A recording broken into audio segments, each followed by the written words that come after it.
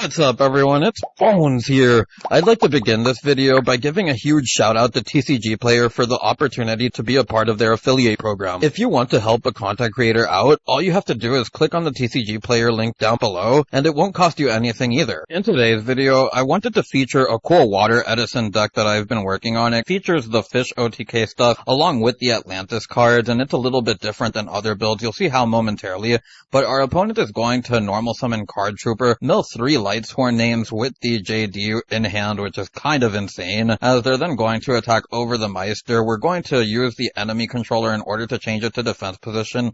You'll see why momentarily, but we're then going to top deck the Codaris, use the effect of BrainCon in order to steal the Card Trooper, then we contribute off the Card Trooper along with the Oystermeister.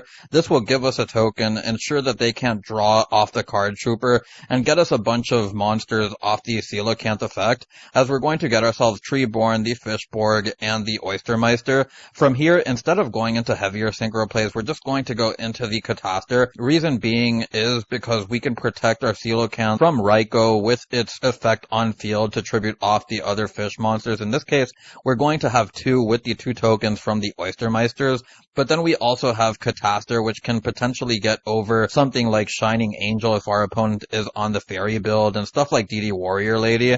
So we're then going to attack with the Cataster, attack over with the Coelacanth, and then from here our opponent is going to go onto their turn, where they're then going to be able to normal summon the Lumina, I think. And yeah, what I liked about this play also was that because they had the Raikou in hand, it kind of dictates what they have to do since we have the tokens on board.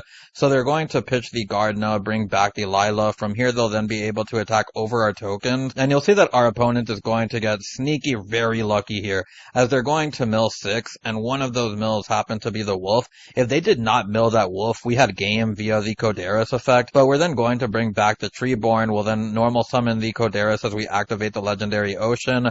We'll then send away 2 monsters, as we'll then be able to attack. Playing around the Honest, we're going to attack with the Cataster first. We'll then attack with the Codaris. Our opponent will use the Call of the Haunted, as they're then going to block the attacks, as we don't want to attack with the Coelacanth, so we'll just activate the Gold Star. Kind of wishful thinking here, as we do get the Chaos, and our opponent of course has the JD, but they're then going to use the effect of the JD, as they're then going to be able to attack for 3,000, and now we're at a pretty rough spot where we have no cards. Our opponent has a lot of mills here. They have 3 cards excluding the JD. We're going to bring back the Treeborn, attack with the Mother Grizzly. This is where you're going to see one of the techs the deck has, and we're going to special summon out the Yomi ship, and I like to consider Yomi ship kind of like the water version of DD Warrior Lady, except it's only 800 attack, but the cool thing is that it's just able to remove threats even if you are destroying them. From here we'll then be able to go onto our opponent's turn, where all they have to do is normal summon a monster since they have the Raikou. Game 2 reveals that we are on the Instant Fusion, and Instant Fusion is a really cool card because we can either synchro summon with stuff like the Fishborg Blaster or the Diva, or we can tribute summon for our Monarchs or the Coelacanth, so just really nice, as our opponent draws into JD heavy and mills the wolf off of the solar recharge. Must be nice, but they're then going to attack over the Mother Grizzly. The Mother Grizzly will then be able to bring out the Fishborg Blaster. We're then going to watch our opponent set a card, as we're going to go onto our turn, popping the Caius, which is really nice, as we're going to go into our Deep Sea Shark. We don't want to commit too heavy into the board yet, so we're just going to go into the Goyo, attack over the wolf, and leave it at that, just in case they have Honest. But we're going to steal the wolf, and because we were able to steal the wolf, we can now tribute it off, so that we can use the effect of Caius, banishing the face down, which ends up being a Shining Angel. We then set the Solemn. Our opponent is going to go onto their turn, and they happen to get the Celestia, which again is pretty decent here if they do get something like Trag, but we're then going to be able to Gold Sark for the Deep Sea Diva, as we're then going to normal summon the Oystermeister. We'll attack over the Raikou. I attacked with the Goyo in order to play around the Raikou, as they're just going to end up popping the Chaos so that they don't take any damage, as we're going to revive the Raikou. Then we'll attack with the Oystermeister for some damage, as they're then going to top deck deck another Raikou. From here they can normal summon the Lumina, attack over the Raikou, as they'll then be able to heavy. Of course, because they had the heavy and JD, they can play around the Solemn pretty easily, as now they have the ability to blow up the entire field, but we do have the bottomless for the JD, so that helps, as we're then going to summon out a token. Our opponent is then going to pass. We'll get the Deep Prison, which we can set, and this is pretty nice, as we do have the Card Trooper in order to banish that with the Deep Prison, so that we can protect ourselves from our opponent getting that draw, which in this type of game state you don't want to give them that. But we're then going to get the Diva, which is pretty nice timing. We'll normal summon it, bring out the Gilman. Now we can go into our magical android, which will inflict 2400 damage, but we'll also be able to gain 600 damage at the end phase, which is pretty important, just so that we don't die, because Light Sworns can really pop off at any point. But we'll then be able to watch our opponent trag the Celestia. From here they'll be able to attack over the token, get some damage in with the magical android, as we are going to Gores. From here we'll then be able to go on to our turn, and our opponent is pretty much done here, because we have the Brain Controller. We did get the Codaris. The life point addition could have mattered if we didn't have the Codaris, but because we have the Codaris, we can just attack over our opponent's monsters, and with the 2100 damage from Gores and 3 monsters that can attack with only 1 Raikou, we'll be able to secure game 2 and then go on to game 3, as our opponent mills some cards. They have the Necro Gardener in hand, and they can't block an attack. Now, for this third game, you'll see that my opponent bricked while we happen to get kind of like the God hand, and this is a great hand, whether it be zombies or water, whatever you're playing. If you have Instant Fusion, Diva, Chaos, then it's just great, but we're going to use the Brain Con as well to steal the Ryo. Normal summon the Diva. From here we can special summon another Diva, doing this because we can use the Instant Fusion, and now we can go into 2 Synchros just to give us 2 beat sticks against Lightsworn, which is what I really wanted, because if they were able to Raikou one, they still had to get rid of the other, and especially being on a clock, considering that we just inflicted a bunch of damage to them, they know that they're on a counter now. So they're going to special summon out the Trag, as we do have the Prison for it. They're going to try and attack, as we are going to prompt the Scoop with that. They could have used the Herald on the Goyo if they wanted to, if they revive something with Call of the Haunted, but I guess that negates the point of Christia being revived. I don't know, maybe there was something that they could do there, though we did have the Caius. But anyways, with that, I'll take you on to the deck profile. We can get onto the deck profile, and the first thing that you'll notice here is how we do play the 2 copies of Yomi, 3 copies of Caius, and I think that these are just important cards because of how they let you survive and remove stuff from your opponent's board. I kind of wanted to make that a premise for this deck, since you're able to OTK so quickly when you consider that you have stuff like Diva, the Coelacanth, you also have stuff like the Caius, enemy controller with Treeborn, and I know that we do play more back row than you would like to, but at the same time, you're not really setting them all at the same time, which is why I'm choosing to play them, just so that you can play a more control style of game. Gold Sark out your Coelacanth or your Deep Sea Diva. Make your plays based on what you need at that moment and what your opponent has. As mentioned earlier, we do only have 1 copy of the Quarterus, the 1 copy of the Atlantis, and the 1 copy of the Legendary Ocean.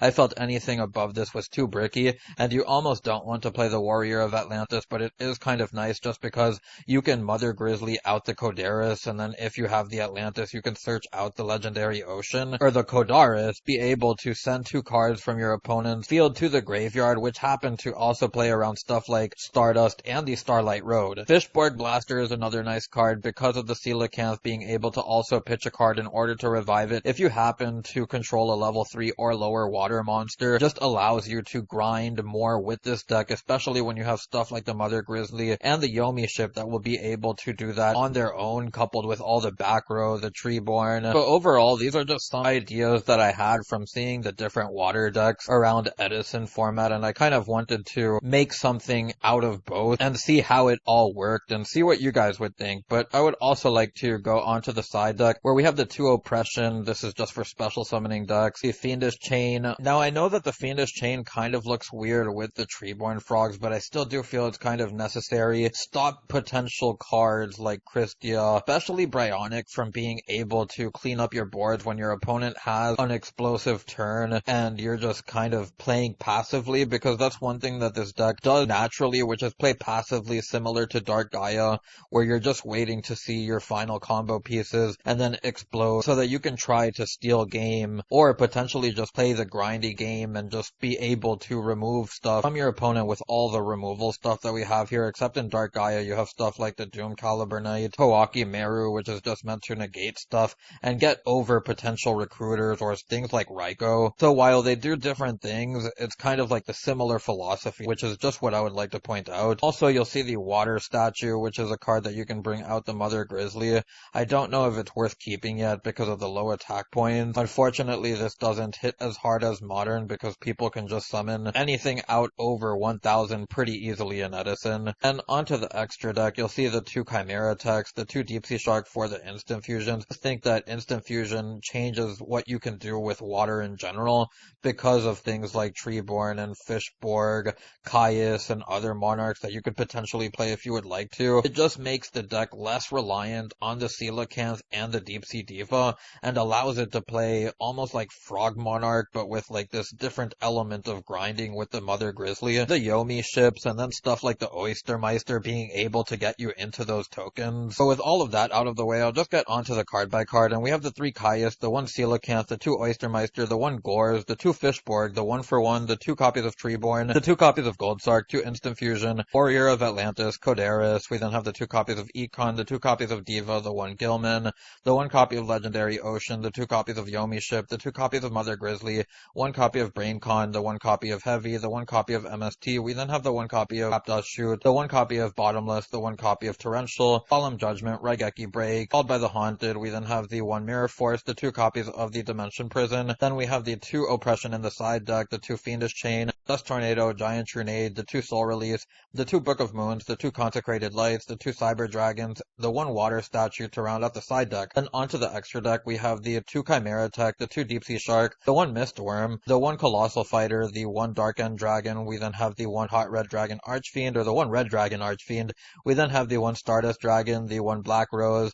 We then have 1 Goyo, the 1 copy of Brio, the 1 copy of Magical Android, the 1 copy of Catastor, and the 1 copy of Armory Arm. I would also like to point out, noticing the Armory Arm here, that another thing that I like about this version is that with the Fish OTK, you tend to kind of go towards big synchros with Armory Arm, a little bit of a win con and get you some of that extra damage. But I just like the overall diversity that this deck has so that you don't have to completely rely on that. So for everyone who's made it this far, I'd like to thank you for watching and for the 700 plus subscribers. I truly appreciate your support, and now that we've monetized the channel, giving us access to supers and memberships means that more awesome stuff is on the horizon.